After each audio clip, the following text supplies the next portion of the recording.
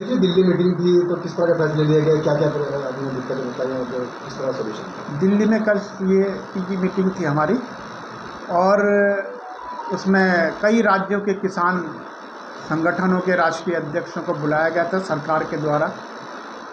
और उस मीटिंग में सभी किसान संगठनों ने अपने अपने राज्यों की बातें रखी, किसानों के बारे में बात रखी और एमएसपी पर गारंटी की बात रखी। और उसको हमारे जो अध्यक्ष है आयोग के, उन्होंने सबकी बातों को सुना। जैसे कि उत्तराखंड में भी, उत्तराखंड की तरफ से मैंने भी अपनी बात को रखा, अपने उत्तराखंड की पहाड़ की जो दिशा दशा के बारे में, वहाँ की जो भौगोलिक स्थिति है, पहाड़ी क्षेत्र है, पहाड़ी क्षेत्र में और तराई क्षेत्र में अलग अलग चीज़ें हैं। फसलों का भी वहाँ पर जिस प्रकार से यहाँ पे गन्ना और गेहूँ इत्यादि ज़्यादा होता है तराई क्षेत्र में, लेकिन वहाँ पर गेहूँ नहीं होता है पहाड़ों में ज़्यादा। तो वहाँ पे माल्टा, नारंगी, संतरा, आड़ू, सेब और दालें बहुत अच्छी मात्रा में वहाँ पर पाई जाती है हमारे पहाड़ों के अंदर। तो मैंने पहाड़ की बात को रखा कि वहाँ का किसान पलायन कर रहा है। पलायन इसलिए कर रहा है कि वहाँ पर सूअर, बंदर, लंगूर और जंगली जानवरों का बहुत ज़्यादा खतरा है। और जैसे ही वहाँ का किसान अपनी फसल उगाने के लिए मेहनत करता है, हल लगाता है, बीज बोता है, उसके तुरंत कुछ समय के बाद वहाँ पे सूअर आते हैं और सूअर उस पूरी खेत को खोद डालते हैं।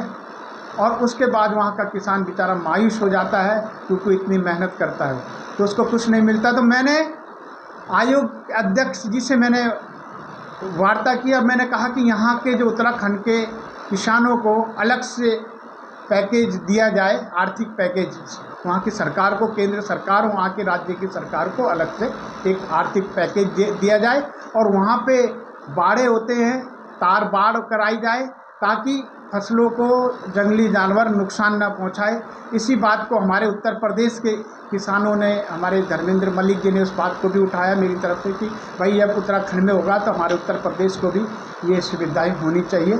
हम सब ने उनकी भी बात का समर्थन किया। इसी प्रकार से अन्य राज्यों के लोगों ने भी अपनी अपनी बात को वहाँ पर रखा। और आज हम यहाँ से अपने पहाड़ की तरफ वापस लौट रहे थे तो हमारे रास्ते में हमारे भाई, हमारे जो किसान लीडर हैं बड़े देश के, शाह आलम भाई, ये इनका कार्यालय है।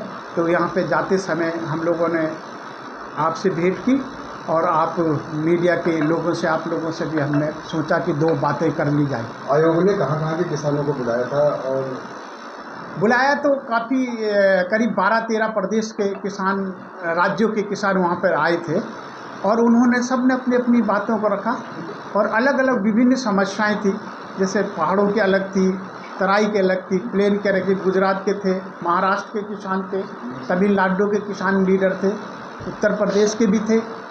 सभी किसान संगठनों के बड़े जो राष्ट्रीय अध्यक्ष लीडर वहाँ पे मौजूद रहे और सब ने अपनी अपनी इस बातों को वार्ता में रखा। पंजाब के किसानों को दो रखा गया है। हैं? पंजाब के किसानों को इस वार्ता में दो रखा गया, हाँ, तो ये क्या वजह थी? नहीं, किसान पंजाब के किसान भी थे उसमें। जो कल की जो मीटिंग हुई उसमें पंजाब के किसान में नाम नहीं याद आ रहा है, वो थे वहाँ, उन्होंने भी अपनी पंजाब की तरफ से अपनी बात को रखा। तो संतुष्ट थे आप उनके जो? नहीं, देखो, संतुष्ट तो हम लोग तब हो पाएंगे जब वो हमारा जो हमने प्रस्ताव रखा है उन पर अमल करेंगे, वो विचार करेंगे। यदि वो उनको एमएसपी देंगे, हमारे उत्तराखंड के किसानों को तार बाड़ जो लगाई जाए, वहाँ पे उनकी सुरक्षा की जाए, वहाँ की फसलों की। जैसे कि हिमाचल के अंदर सेब जब होता है तो सेब में जो फूल लगता है, वो फूल क्या होता है कि ओलावृष्टि, अतिवृष्टि होने से वो फूल ख़त्म हो जाता है और उसके बाद उसकी फसल नष्ट हो जाती है सेब की। जो हम हिमाचल, हमारे प्रदेश के बगल में है उत्तराखंड के, तो हिमाचल और जौनसार जो क्षेत्र है वो सारा क्षेत्र जुड़ा, वो सारा सेब की खेती वहाँ से होती है, पूरे देश को वहाँ से सेब सप्लाई होता है उस राज्य से। तो उनकी कई बार फसल नष्ट हो जाती है अति ओलावृष्टि होने के कारण। तो उस बात को भी मैंने माननीय अध्यक्ष जी के सामने रखा है। उन्होंने कहा है, आश्वासन दिया है कि आपकी बात को हम वहाँ पे पहुँचाएंगे और आपका बहुत अच्छा सुझाव है, इस पर हम विचार करेंगे। धन्यवाद।